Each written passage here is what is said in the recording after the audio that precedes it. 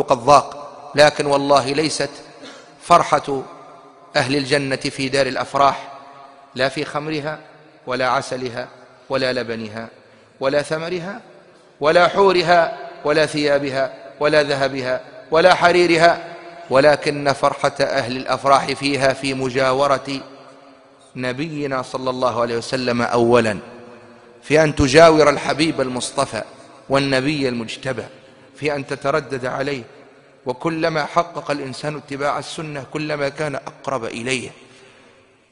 قام رجل من عند امرأته فذهب إلى النبي صلى الله عليه وسلم فطرق بابه وهو يبكي، قال: يا رسول الله، أكون معك اليوم، ولكن غدا إذا مت كنت أنت في الجنة وكنت أنا، الله أعلم بمكاني. فنزلت الآية على الفور: ومن يطع الله والرسول فأولئك مع الذين أنعم الله عليهم من النبيين والصديقين والشهداء والصالحين وحسن أولئك رفيقا. قال أنس: والله ما سعدنا بآية سعادتنا بهذه الآية، وإنني أشهد الله أنني أحب الله ورسوله وأبا بكر وعمر، وإن كنت لم أعمل بأعمالهم. اللهم اجعلنا معهم يوم القيامة.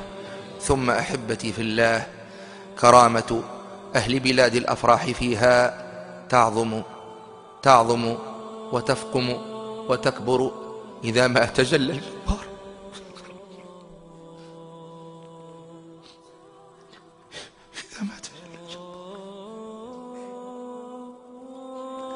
إذا ما تجلى الجبار،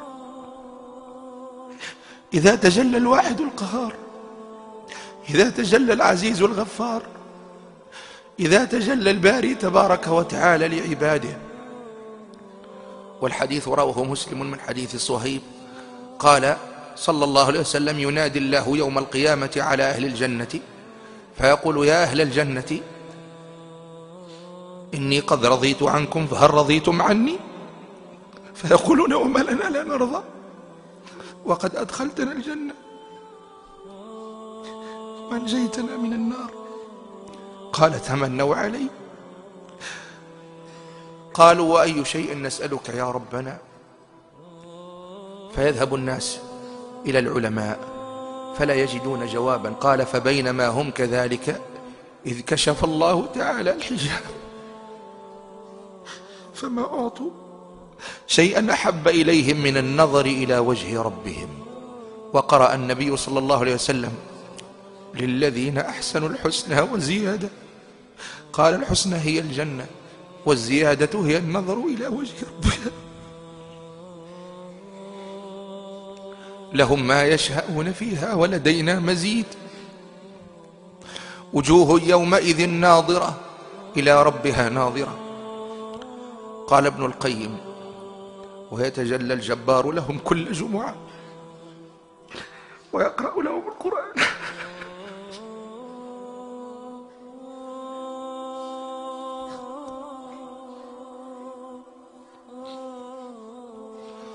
يتجلى لهم الجبار كل جمعة ويقرأ لهم القرآن فيسمعونه منه.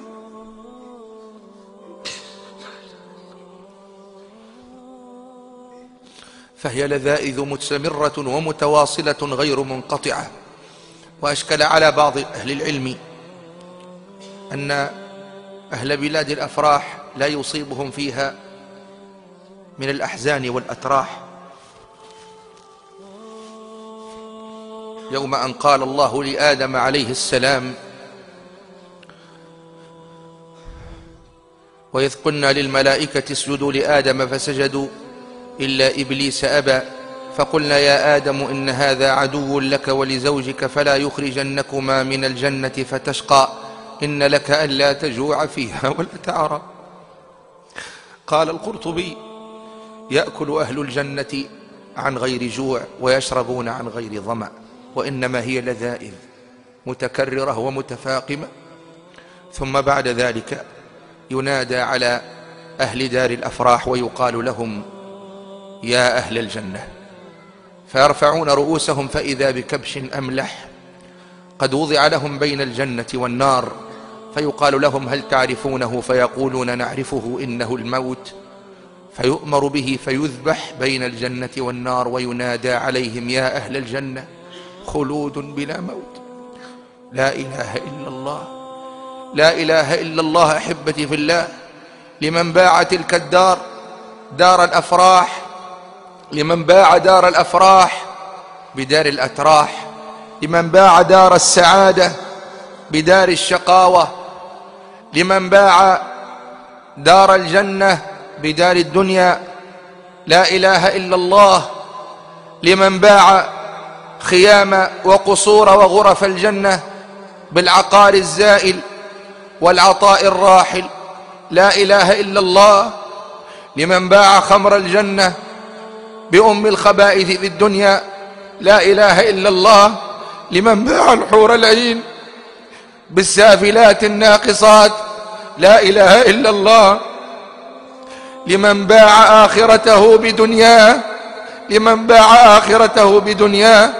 فليست الجنة إلا لمن وحد الله، وليست الجنة إلا لمن أطاع الله، وليست الجنة إلا لمن استنى بسنة رسول الله، ليست الجنة لمن عصى الله، ليست الجنة لمن تمرد على سنة رسول الله، ليست الجنة لمن حارب أولياء الله، ليست الجنة لمن صد عن سبيل الله، ليست الجنة لمن ترك الصلاة، ليست الجنة لمن خلعت الحجاب، ليست الجنة لمن قضى شبابه وكهولته بين القؤوس والغانيات وتحدى رب البريات، ليست الجنة إلا لمن اتقى، تلك الجنة التي نورث من عبادنا من كان تقيا، تلك الجنة نورث من عبادنا من كان تقيا.